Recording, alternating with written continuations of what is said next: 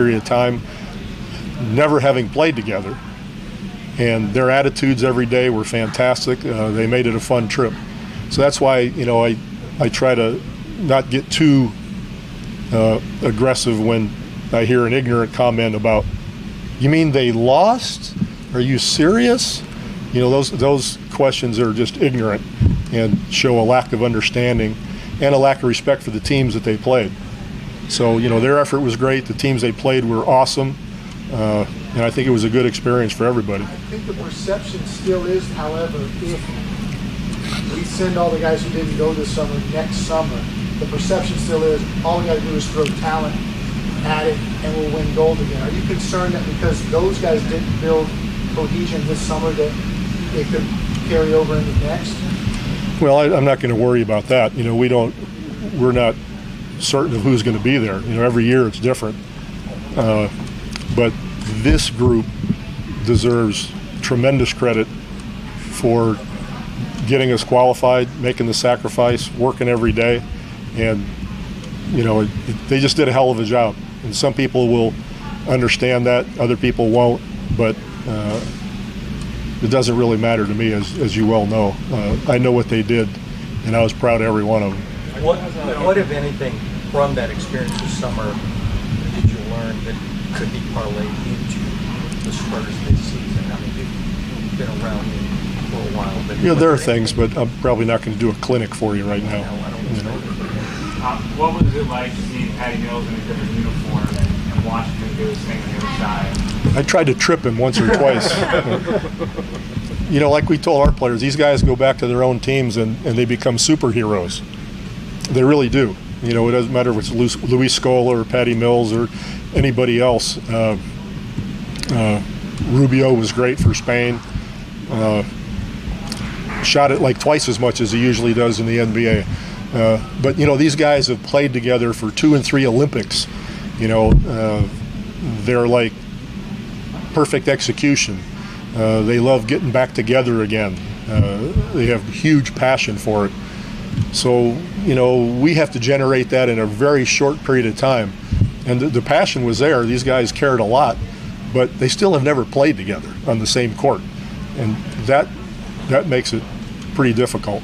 And that's why I'm so pleased with them.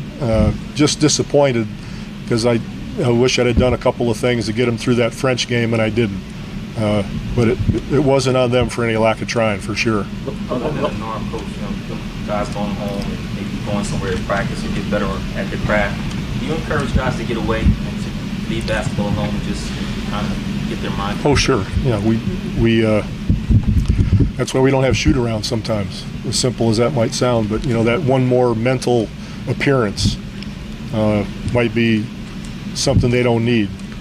Better to stay home and take the kids to, International House of Pancakes or wherever the hell you go now. I don't know where you go for pancakes. I used to go to Taco Cabana, but, stop that too. Would you expect to hit the ground a little bit better this year because there's continuity coming back from our second year? Well, I think we should. We started last year without any point guard. Derek was hurt, DeJounte was gone, and we said, Bryn, you're the point guard. And after he recovered from his heart attack, we got on course pretty well. He did a hell of a job, actually. Was it tough? Was it tough losing Dobbs, considering the circumstances? And what do you like about it? Was more than difficult to lose Dobbs, because that was. Let's just say that was an unfortunate situation that was handled unprofessionally on a couple of different levels. We made that move to make the signing that we did and got blindsided. And, Dobbs was a special player, as we all know, and he was young and getting better and better. So, we hated losing him. Did Marcus reach out to you guys at all during that time to explain what happened? Not really. Before you walked up, LaMarcus was kind of taking offense at our implication that he wasn't young anymore.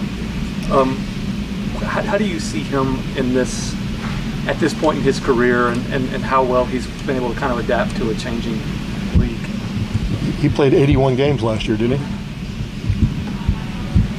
What do you expect? That's enough said. You talked about y'all being ahead of the curve in 2013. League fined you $250. $250,000 for sending guys home. Now load management, everybody's a genius. Yeah. So you ever see And they don't even get fined for They it. don't even get fined for it. So, do you ever see a time where we won't have 82 games because the science says it's too much on the body? My, oh my. Does that mean all our salaries will go down? Yes. I think so. 82, baby. With all these young, I'm sorry. Who are you? I'm having fun here. I thought he got fired. All these young players, does that sort of help energize you or make you feel young again with working with them? Yeah, that's a good point.